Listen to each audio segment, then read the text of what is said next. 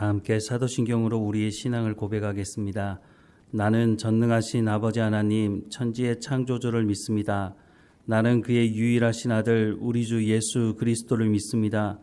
그는 성령으로 잉태되어 동정녀 마리아에게서 나시고 본디오 빌라도에게 고난을 받아 십자가에 못 박혀 죽으시고 장사된 지 사흘 만에 죽은 자 가운데서 다시 살아나셨으며 하늘에 오르시어 전능하신 아버지 하나님 우편에 앉아 계시다가 거기로부터 살아있는 자와 죽은 자를 심판하러 오십니다. 나는 성령을 믿으며 거룩한 공교회와 성도의 교제와 죄를 용서받는 것과 몸의 부활과 영생을 믿습니다. 아멘. 찬송가 445장 함께 찬양하겠습니다. 찬송가 445장 함께 찬양하겠습니다. 대산을 넘어 헝곡에 가도 빛 가운데로 걸어가면 주께서 항상 지키시기로 약속한 말씀 변치 않네. 하늘의 영광 나의 맘속에 차고도 넘쳐 할렐루야를 힘차게 불러 영원히 주를 찬양하리. 캄캄한 밤에 다닐지라도 주께서 나의 길 되시고 나에게 밝은 빛이 되시니 길 잃어버릴 염려 없네. 하늘의 영광 나의 맘속에 차고도 넘쳐 할렐루야를 힘차게 불러 영원히 주를 찬양하리.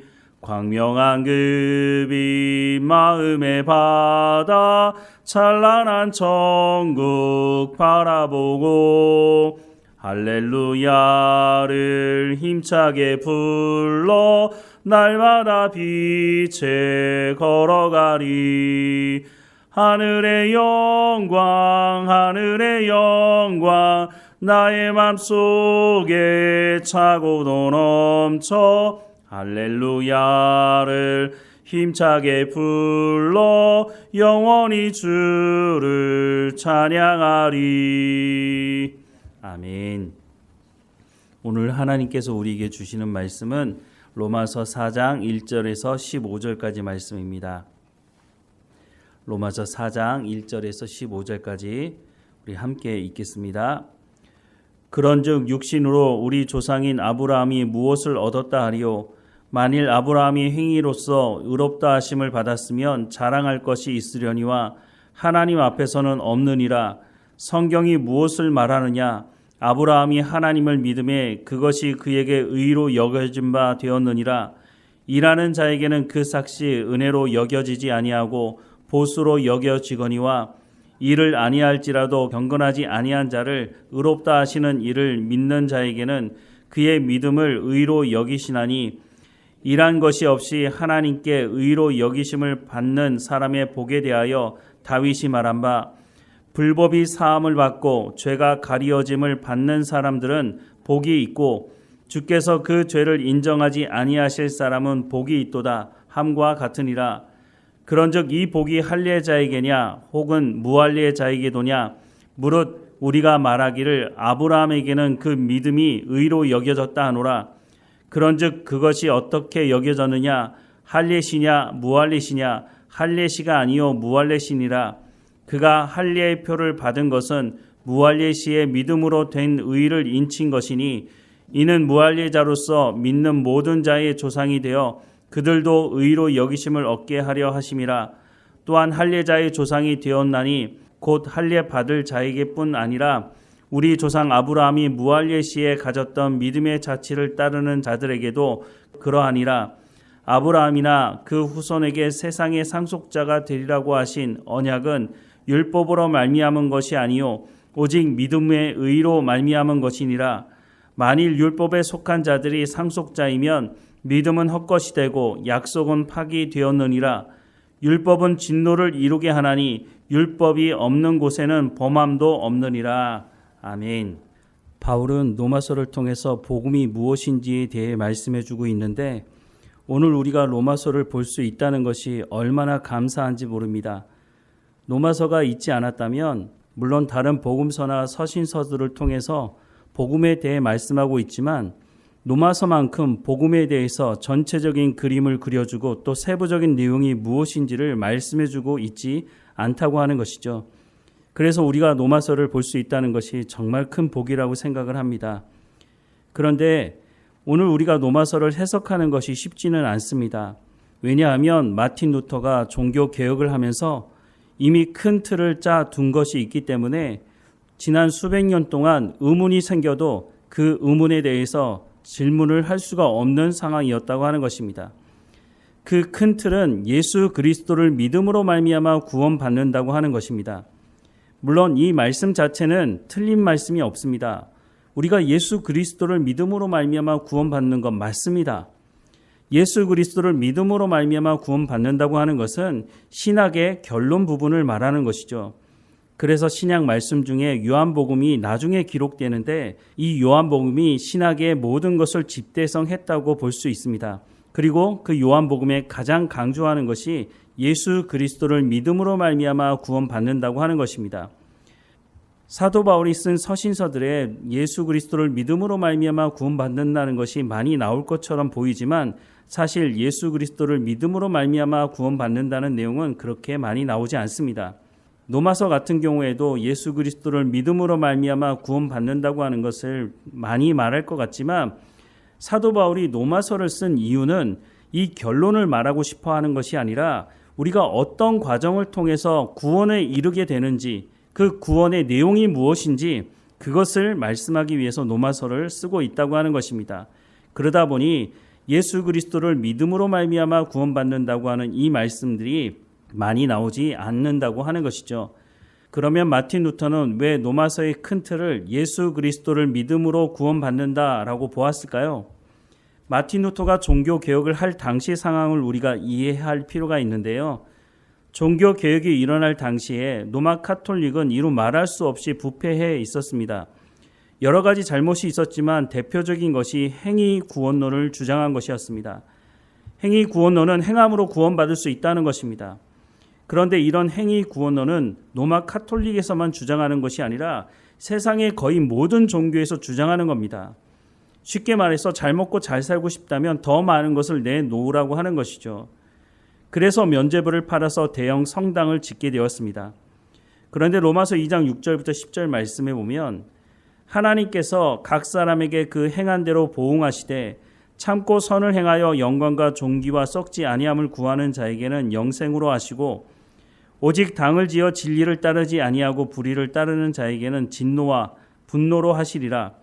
악을 행하는 각 사람의 영에는 환난과 공고가 있으리니 먼저는 유대인에게요 그리고 헬라인에게며 선을 행하는 각 사람에게는 영광과 존귀와 평강이 있으리니 먼저는 유대인에게요 그리고 헬라인에게라 라고 말씀을 하고 있습니다. 하나님께서 그 행한 대로 보응하신다. 하나님께서 그 행한 대로 심판하신다 라고 말씀을 하고 있습니다. 그 어떤 사람도 하나님의 심판으로부터 피할 수 있는 사람이 없음을 말씀하고 있는 것인데요.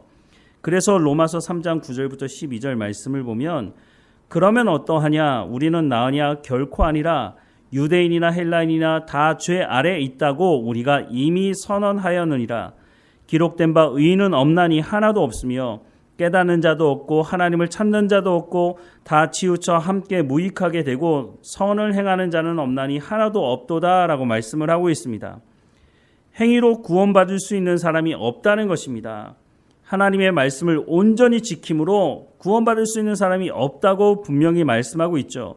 그런데 로마 카톨릭은 면죄부를 팔면서 돈으로 구원을 받을 수 있다라고 사람들을 속인 것이죠. 그런데 이런 잘못된 것을 말하는데 사람들이 속아 넘어간 것은 당시 중세 카톨릭은 자국 언어로 성경을 보지도 읽지도 못하게 했다는 것이죠. 번역을 못하게 했으니까. 그렇다고 해서 신부들이 하나님의 말씀을 잘 가르쳤느냐? 그러지도 않았다는 거죠. 그러니까 종교 지도자들이 거짓말하는 것이 거짓말인지를 사람들이 모르고 속아 넘어가게 된 것이죠. 그런데 마틴 루터가 로마서를 읽고 연구하면서 행위가 아닌 예수 그리스도를 믿음으로 말미암아 구원받는다는 것을 알게 됐고, 그래서 종교 개혁을 할 때에 오직 믿음으로라고 주장을 하고 종교 개혁을 하게 된 것입니다. 그러다 보니 로마서 3장 22절 말씀을 볼 때 예수 그리스도를 믿음으로 말미암아라고 번역할 수도 있고 예수 그리스도의 신실함으로 말미암아라고 번역할 수도 있는데, 마틴 루터가 타락한 이 행위 구원론을 주장하는 중세 카톨릭을 반대하고 종교 개혁을 하다 보니 예수 그리스도의 신실함으로 말미암아라고 번역하기보다는 예수 그리스도를 믿음으로 말미암아라고 번역하는 것이 효과적이라고 생각을 했던 것이 아닌가 하는 생각을 합니다. 그래서 결국은 예수 그리스도의 신실함으로가 아닌 예수 그리스도를 믿음으로 말미암아라고 번역을 하게 됐고, 그 이후에 개신교 모든 사람들이 그냥 당연히 그런 줄 알고 지금까지 지내온 것이죠. 그런데 로마서를 연구하는 사람들이 계속해서 로마서 말씀을 연구하다 보니 이 말씀이 예수 그리스도를 믿음으로 말미암아라고 번역하기보다는 예수 그리스도의 신실함으로 번역하는 것이 로마서 전체를 해석하는데 맞다고 주장하는 사람들이 점점 많이 늘어나게 되었다는 겁니다. 물론 초창기에는 이런 주장을 했을 때 너 그러면 마틴 루터에게 대항하는 거야? 이런 식으로 말을 하니 이 주장이 나왔다가 없어졌지만, 현대에 이르러서는 많은 로마서를 연구하는 학자들이 이 부분은 예수 그리스도의 신실함으로 번역하는 것이 더 맞다라고 주장을 하고 있습니다. 그래서 로마서를 연구하는 학자들은 치열한 논쟁 중에 있죠. 아직 결론은 나지 않았기 때문에 우리 번역 성경에는 예수 그리스도를 믿음으로 말미암아라고 번역을 하고 있습니다. 저도 로마서를 공부하면서 어느 쪽으로 번역을 하는 것이 맞는가 고민하면서 성경을 보고 있는데요. 제가 보기에는 예수 그리스도의 신실함으로 말미암아라고 보는 것이 뒷부분에 나오는 말씀과 또 4장에 나오는 아브라함을 해석하는 데에 더 도움이 되는 말씀으로 보여집니다. 왜냐하면 예수 그리스도의 이 신실함, 즉 예수님이 하나님의 언약의 말씀을 믿고 그것을 드러내는 것을 신실함으로 표현을 하고 있는데요. 이 예수 그리스도의 신실함이 가장 잘 드러난 현장이 어디입니까? 바로 예수님께서 십자가에 못 박혀 죽으시는 그 현장입니다. 즉 예수님께서 하나님의 언약의 말씀을 이루기 위해서 이 땅에 오셨고, 하나님의 언약의 말씀대로 이 땅에서 사셨고, 예수님께서 십자가에 못 박혀 죽으신 것은 하나님께서 이미 구약의 선지자들과 하나님께서 말씀하신 그 언약의 말씀을 이루신 것이었습니다. 그래서 로마서 1장 17절에서는 하나님의 의가 나타났다라고 쓰고 있다고 설명을 드리지 않았습니까? 하나님의 의가 나타났다는 것은 하나님의 약속의 말씀이 이루어졌다는 겁니다. 누구를 통해서요? 예수님을 통해서. 그 예수님이 하나님의 언약의 말씀을 어디서 이루셨습니까? 십자가 위에서 죽으심으로 우리의 죄의 문제를 용서하시고 그 십자가 사건을 믿는 사람들을 부르시고 성령으로 예수 그리스도를 구주로 영접하게 하시고 하나님 자녀 삼으셔서 하나님과 친밀한 교제를 할 수 있도록 하시는 것, 이 모든 것이 바로 예수님의 그 신실함을 통해서 드러나게 되었다라고 말씀을 하고 있고, 로마서를 쓰고 있는 이 바울은 이 모든 것이 하나님께서 율법을 통한 구원이 아닌 다른 구원의 원리에 대해서 말씀하고 있는데, 그것이 바로 믿음의 법이라고 말씀을 하고 있다고 하는 것입니다. 그래서 로마서 3장 22절 말씀을 예수 그리스도의 신실함으로 번역을 할 때에 25절과 26절에 이 십자가 사건에 대해서 더 세세하게 기록을 하고 있는 거죠. 이 예수를 하나님이 그의 피로써 믿음으로 말미암아 화목제물로 세우셨으니 이는 하나님께서 길이 참으시는 중에 전에 지은 죄를 간과하심으로 자기의 의로우심을 나타내려 하심이니 곧 이때에 자기의 의로우심을 나타내사 자기도 의로우시며 또한 예수 믿는 자를 의롭다 하려 하심이라 라고 말씀을 하고 있죠. 이것이 십자가 사건을 통해서 이루어진 것 아닙니까? 화목제물, 바로 예수님께서 우리의 죄를 용서하시고 하나님과 화목된 관계를 이루기 위해서 십자가에서 죽으신 것, 그것이 뭐라고요? 예수님의 신실하심이 드러나는 현장이었다고 하는 것이죠. 자, 그러면 여기에 한 가지 질문을 할 필요가 있는데요.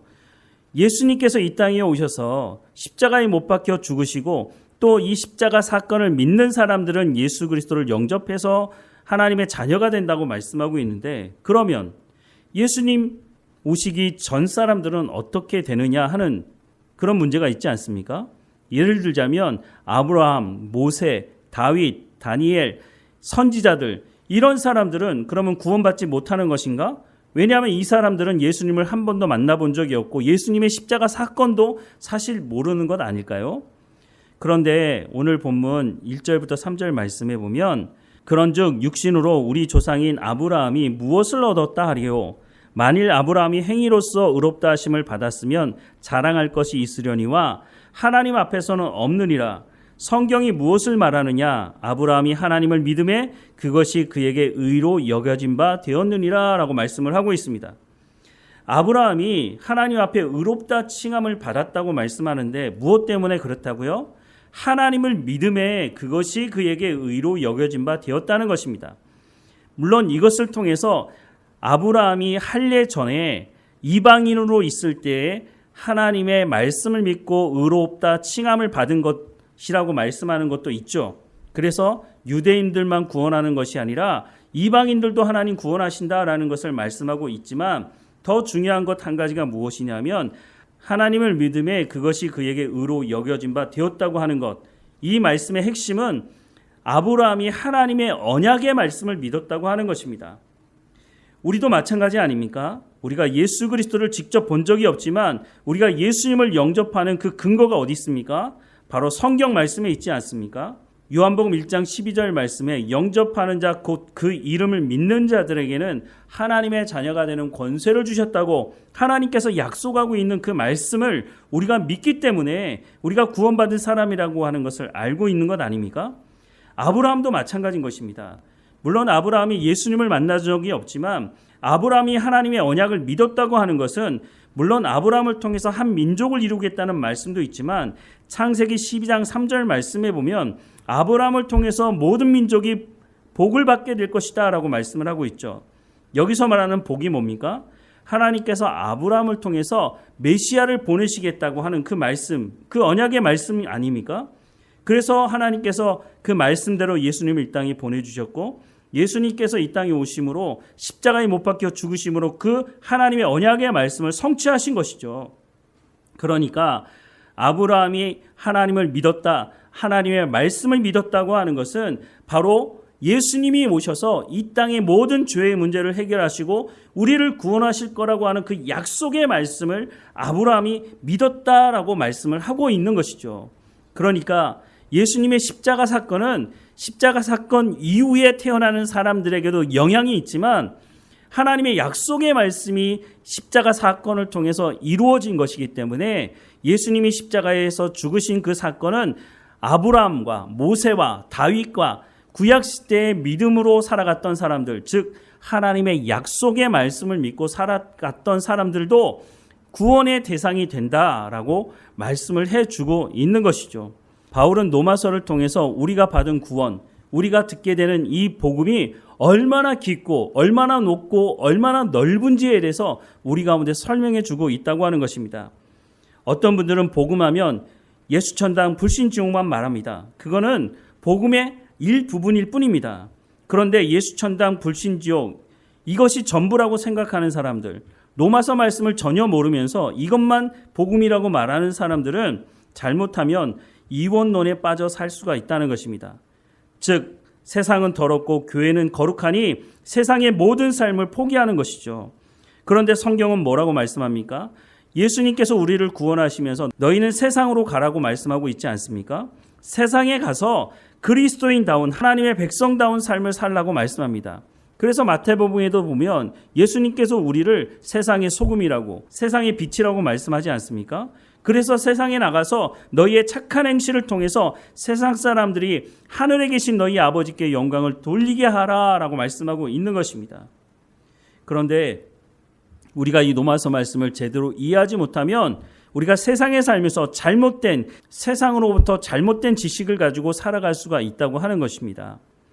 한 번은 안수 집사님이라고 하는 한 분이 저에게 기복주의를 믿는 게 뭐 문제냐 이렇게 말을 해왔습니다.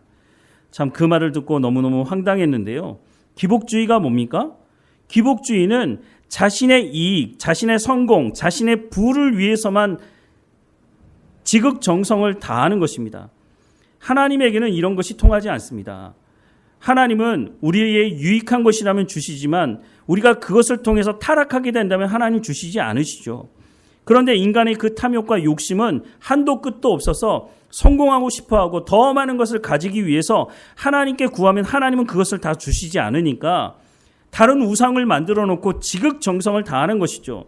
나에게 복만 주면 된다는 겁니다. 나에게 성공만 주면 된다고 얘기하는 거죠. 그래서 결국은 아담과 하와가 어떻게 됐습니까? 그래서 아담과 하와가 그 탐욕 때문에 타락하게 된 겁니다. 이스라엘 백성들은 어땠습니까?